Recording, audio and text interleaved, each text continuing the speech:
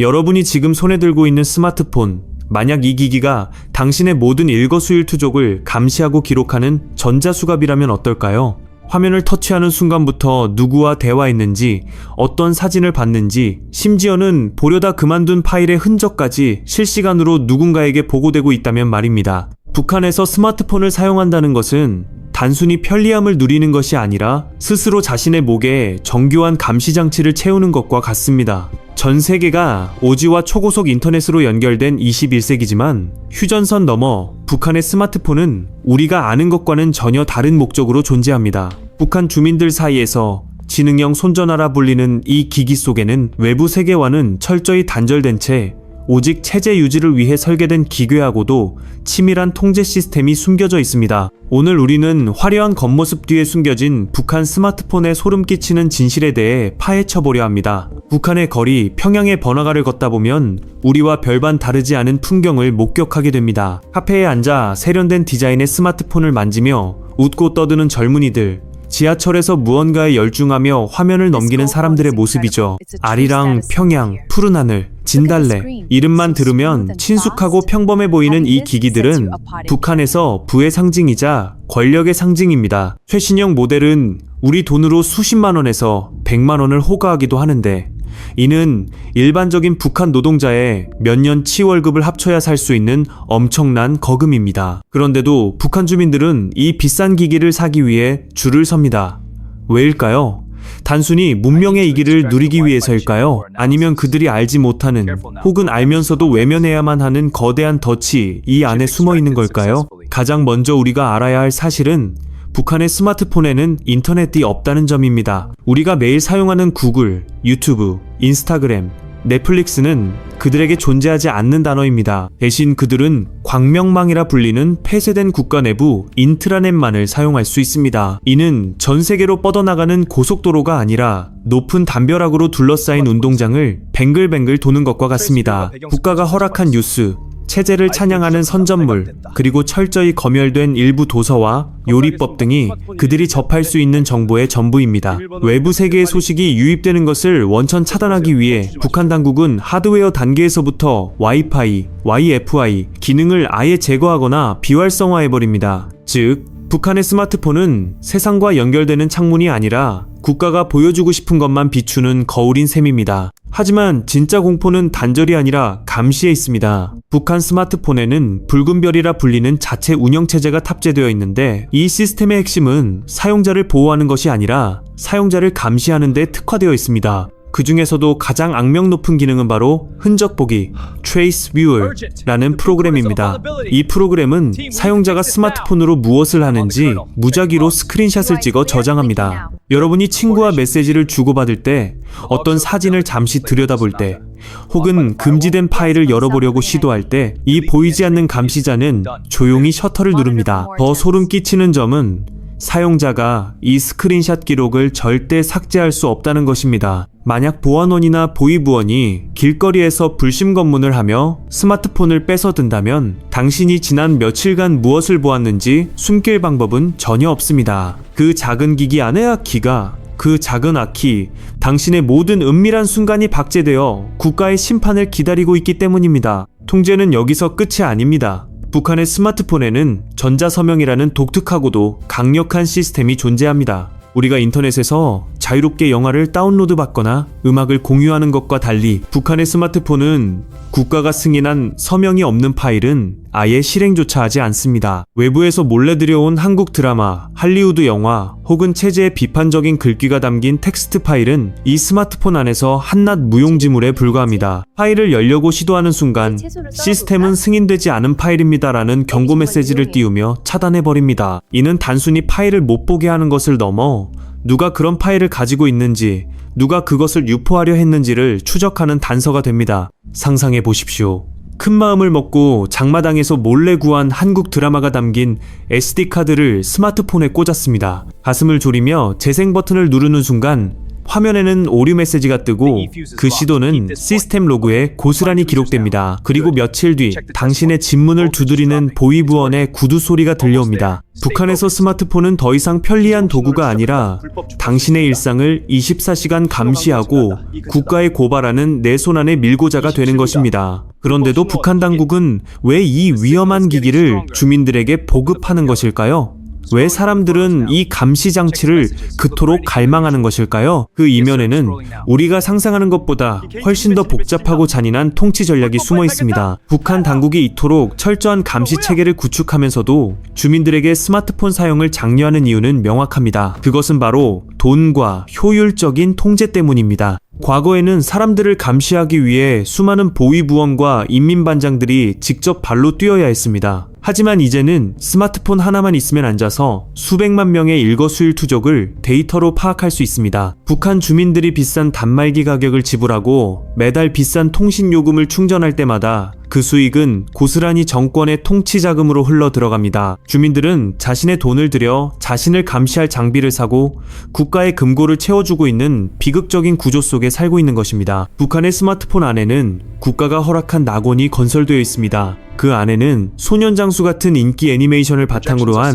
게임부터 요리법을 알려주는 앱, 건강관리 앱, 심지어는 길 찾기 앱까지 설치되어 있습니다. 언뜻 보면 우리와 다를 바 없는 편리한 생활처럼 보입니다. 하지만 이 모든 앱은 단 하나의 목적을 공유합니다. 바로 체제 찬양과 사상 주입입니다. 게임을 하다가도 김정은 국무위원장의 업적을 찬양하는 문구가 나타나고 백과사전 앱을 열면 북한 정권의 정당성을 홍보하는 내용이 가장 먼저 등장합니다. 그들에게 스마트폰은 지식의 보고가 아니라 국가가 정교하게 설계한 사상교육의 교과서인 셈입니다. 그렇다면 북한 사람들은 이 모든 제약을 순순히 받아들이기만 할까요? 인간의 호기심은 언제나 금지된 벽을 넘어서려 하기 마련입니다. 북한의 젊은 세대, 특히 장마당을 통해 외부 문물을 접해본 이들은 이 전자수갑의 잠금 장치를 풀기 위해 목숨을 건 도박을 벌입니다. 이른바 기계 탈피라 불리는 불법 개조가 그것입니다. 중국 접경 지역을 통해 은밀히 유입된 기술을 이용해 스마트폰의 보안 시스템을 무력화하고 국가가 막아놓은 기능을 강제로 활성화하려는 시도가 끊이지 않습니다. 그들은 보이지 않는 곳에서 숨을 죽이며 블루투스 기능을 살려 한국의 음악을 공유하고 사진 파일을 암호화하여 감시망을 피하려 애씁니다. 하지만 북한 당국의 대응은 더욱 잔인하고 치밀합니다. 북한에는 27국이라 불리는 특수조직이 존재합니다. 이들은 최첨단 전파 탐지 장비를 동원해 가택 수색을 벌이거나 길거리에서 무작위로 스마트폰을 검사합니다. 만약 기계 탈피의 흔적이 발견되거나 승인되지 않은 파일이 숨겨져 있다가 적발되면 그 대가는 상상을 초월합니다. 단순히 벌금을 내는 수준이 아닙니다. 강제 노동 수용소에 보내지거나 본인뿐만 아니라 온 가족이 평양에서 추방당하는 가혹한 처벌이 기다리고 있습니다. 단 한 번의 호기심, 단 한 번의 재생 버튼 클릭이 평생을 공들여 쌓아온 삶을 송두리째 무너뜨리는 것입니다. 더욱 기괴한 사실은 북한 스마트폰의 위치 추적 기능입니다. 북한 당국은 모든 스마트폰 사용자의 위치를 실시간으로 파악할 수 있는 시스템을 갖추고 있습니다. 허가 없이 거주지를 이탈하거나 접경 지역으로 이동하는 행위는 즉각 관제 시스템에 포착됩니다. 우리가 맛집을 찾거나 친구를 만나기 위해 사용하는 GPS 기술이 북한에서는 주민들의 거주 이전을 제한하고 도망자를 추적하는 디지털 올가미로 사용되고 있습니다. 스마트폰을 들고 있는 한, 당신이 어디에 있는지, 누구와 함께 있는지, 국가로부터 숨을 곳은 그 어디에도 없습니다. 북한 스마트폰의 문자 메시지 기능 또한 소름 끼치는 검열의 대상입니다. 특정 금지 단어가 포함된 메시지는 전송 자체가 차단될 뿐만 아니라 즉시 보안기관에 보고됩니다. 김정은 위원장의 이름이나 체제를 비판하는 단어는 물론이고 쌀 부족, 굶주림, 탈북과 같은 단어들은 시스템에 의해 철저히 필터링됩니다. 사람들은 서로 대화하면서도 검열을 피하기 위해 은어를 만들고 암호를 사용하지만 인공지능을 활용한 분석 기술은 그마저도 무력화시키고 있습니다. 마음 편히 속마음을 털어놓을 공간은 스마트폰 안에서도 밖에서도 존재하지 않습니다. 이런 삼엄한 통제 속에서도 스마트폰은 북한 사회에서 권력과 계급을 나누는 척도가 됩니다. 최신형 평양 스마트폰을 들고 다니는 것은 자신이 국가에 충성하는 핵심 계층이거나 장마당에서 막대한 돈을 벌어들인 신흥부유층 돈주임을 증명하는 일종의 신분증입니다. 그들은 스마트폰을 통해 정보를 독점하고 끼리끼리 연결망을 구축하며 그들만의 리그를 공고히 합니다. 반면 가난한 평민들에게 스마트폰은 평생을 벌어도 사기 힘든 꿈의 물건이자 동시에 언제 자신을 파멸로 몰아넣을지 모르는 두려운 존재입니다. 정보의 평등을 가져와야 할 기술이 북한에서는 오히려 계급의 벽을 높이고 차별을 정당화하는 도구가 되어버린 것입니다. 우리는 흔히 디지털 기기가 인간을 자유롭게 만든다고 믿습니다. 정보를 공유하고 의사를 표현하며 세상과 연결되는 자유 말입니다. 하지만 북한이라는 특수한 환경 속에서 기술은 정반대의 길을 걷고 있습니다. 스마트폰이 보급될수록 주민들의 사생활은 사라지고 국가의 감시는 더욱 촘촘해집니다. 화면 속 화려한 색감과 세련된 디자인은 주민들의 눈을 가리고 그들의 정신을 정권의 의도대로 빚어내는 정교한 틀이 됩니다. 이제 북한의 스마트폰은 단순한 통신기기를 넘어 이 500만 주민을 효율적으로 관리하고 통제하기 위한 거대한 디지털 수용소의 핵심 부품이 되었습니다. 그런데 최근 이 철옹성 같은 통제 시스템에 조금씩 균열이 생기기 시작했습니다. 스마트폰을 통해 들어오는 한정된 정보조차 외부 세계에 대한 갈망을 완전히 잠재우지는 못했기 때문입니다. 국가가 제공하는 화려한 선전 영상 속의 모습과 실제 자신들의 곤궁한 삶을 비교하기 시작한 주민들이 늘어난 것입니다. 스마트폰 화면에 비친 풍요로운 평양의 모습은 오히려 지방에 사는 가난한 이들에게 상대적 박탈감과 의구심을 심어주는 역효과를 낳기도 합니다. 통제를 위해 보급한 기기가 아이러니하게도 체제의 모순을 자각하게 만드는 도화선이 되고 있는 것입니다. 북한 스마트폰에 또 다른 소름 끼치는 비밀은 바로 워터마크 기술에 있습니다. 북한의 운영체제는 기기 내에서 열람되는 모든 미디어 파일에 보이지 않는 고유의 식별 번호를 새깁니다. 만약 누군가 몰래 외부 영화나 사진 파일을 스마트폰으로 봤다면 그 파일에는 이미 그 기기의 주인이 누구인지, 언제 이 파일을 열었는지에 대한 정보가 디지털 낙인처럼 찍히게 됩니다. 이 파일이 다른 사람의 스마트폰으로 전송되면 수사당국은 파일에 남겨진 흔적을 추적해 최초 유포자와 거쳐간 모든 사람을 줄비엔치듯 잡아낼 수 있습니다. 마치 범죄 현장에 남겨진 지문처럼 당신이 본 파일 하나가 당신의 모든 인간관계를 파멸로 이끄는 증거가 되는 것입니다. 이런 치밀한 감시망 속에서 북한의 스마트폰 사용자들은 극심한 심리적 압박을 느낍니다. 우리가 스마트폰을 보며 휴식을 취하고 즐거움을 얻는 것과 달리 그들은 화면을 터치할 때마다 자기 검열을 반복합니다.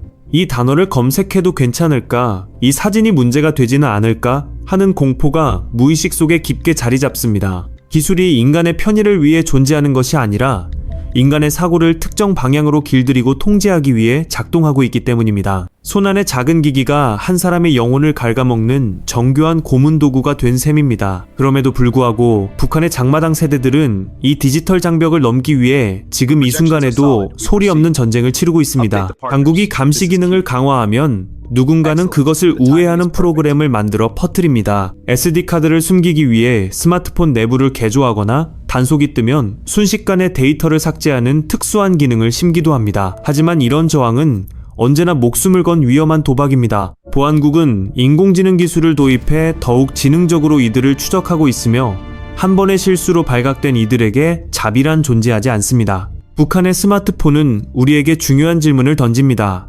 정보가 차단되고 모든 소통이 감시받으며 기기 자체가 나를 고발하는 밀고자가 된 세상, 그곳에서 스마트폰은 과연 문명의 혜택일까요?